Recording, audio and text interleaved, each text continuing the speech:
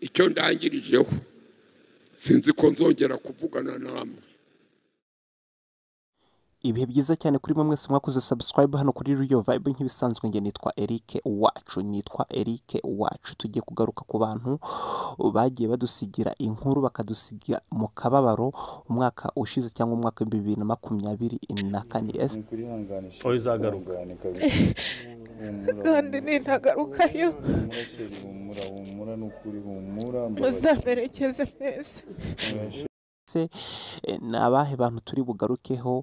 Nk'uko mubibona rero ntabwo turi butinde cyangwa se ntabwo tujye tubatindira ku nkuru ya mbere cyangwa se yatubabaje umwaka ugitangira. Ni inkuru ya Pasiteri Ezra Mpyisi. Pasiteri Ezra Mpyisi yapfuye umwaka ushize cyangwa se yapfuye mu mwaka wa 2024 kuko yitabye Imana ku itariki 27 z'ukwezi kwa mbere umwaka wa 2024.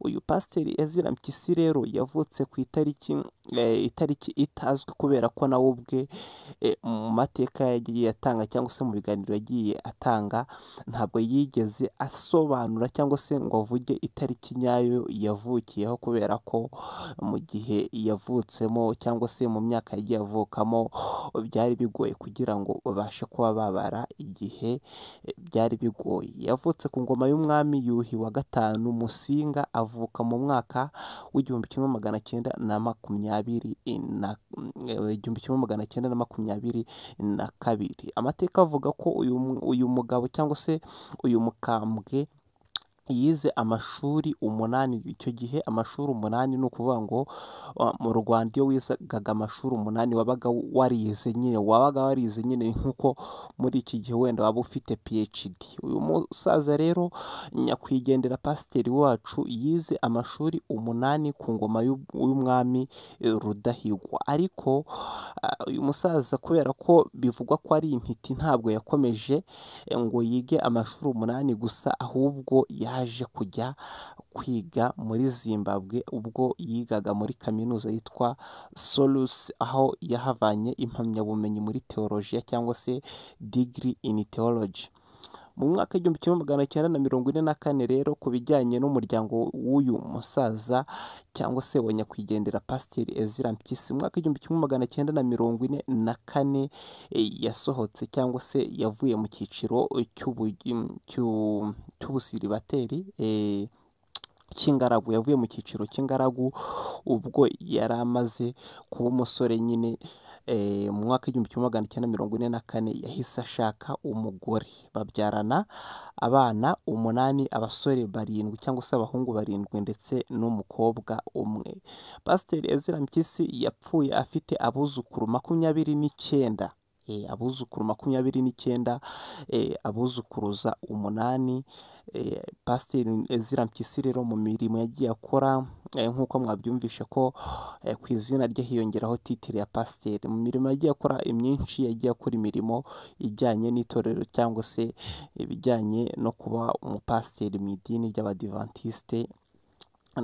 Ikindi ni uko Pasiteri Ezra Mpyisi yabaye umwarimu mu bigo bitandukanye mu Rwanda, mu Burundi ndetse no muri Kongo, aho yigishaga Bibiliya. Tudatinze rero reka nanone twongere turebe indi nkuru yababaje abantu cyangwa se yavugishije abantu cyane ku mbuga nkoranyambaga. Byasabye amezi 7 gusa kugira ngo twongere tubabare cyangwa se tubabazwe n'umuntu twari dusanzwe tuzi, bamwita Dorimbogo cyangwa se Nyirasafari Valentine cyangwa se Vava. Byasabye amezi 7 gusa kubera ko Dorimbogo nawe yitabye Imana ku itariki 27 nk'uko na Pasiteri Ezra Mpyisi nawe yitabye Imana kuri 27 z'ukwa mbere, ariko we Dorimbogo we yitabye Imana kuri 27 z'ukwezi kwa karindwi umwaka wa 2024. Uyu mukobwa yapfuye afite imyaka 22 kuko yavutse ku itariki 10 z'ukwezi kwa 10 umwaka wa 1992. Valentine usibye kuba yaratubabaje, yaradusigiye agahinda, yagasigiye n'umuryango we, kuko uyu mukobwa yasize abana 2 b'abahungu. Dore Imbogo niryo zina yamenyekanyeho cyane kurusha andi mazina, kurusha n'iryo ababyeyi be bamwise. Ni nyuma y'uko yazaga cyangwa se yageraga muri Kigali aririmba mu buryo budasanzwe, cyangwa se afite style ye asanzwe aririmbamo. Abantu benshi barayikunda, barangije bamwita Dore Imbogo bitewe n'iyo ndirimbo yaririmbaga avuga ubwiza, cyangwa se agerageza kuvuga ubwiza bw'ibigize u Rwanda. Dore Imbogo rero ndetse na Pasiteri Ezra Mpyisi baratubabaje, aho bari hose bumve ko n'ubu tukibibuka. Hano ni kuri Radio Vibe. Iyo ukoze subscribe, aka kanya ukoze subscribe waba umfashije, kandi Imana yaguha umugisha rwose. Ewana, mujye mukora subscribe mu gihe umuntu abibasabye. Iyo ukoze subscribe ubu nteye inkunga, kandi ibiganiro by'ubutaha nawe bikugeraho bitasabye yuko ujya muri search, ibiganiro byose bitabikugeraho ako kanya. Hano ni kuri Radio Vibe. Imana ikomeze ibarinde. Nzakora ikiganiro kirambuye, nihabaho gutaha, kandi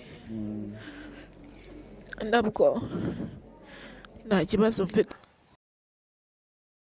None rero muri iyi si mbasezeyeho, mu isi simbasezeyeho.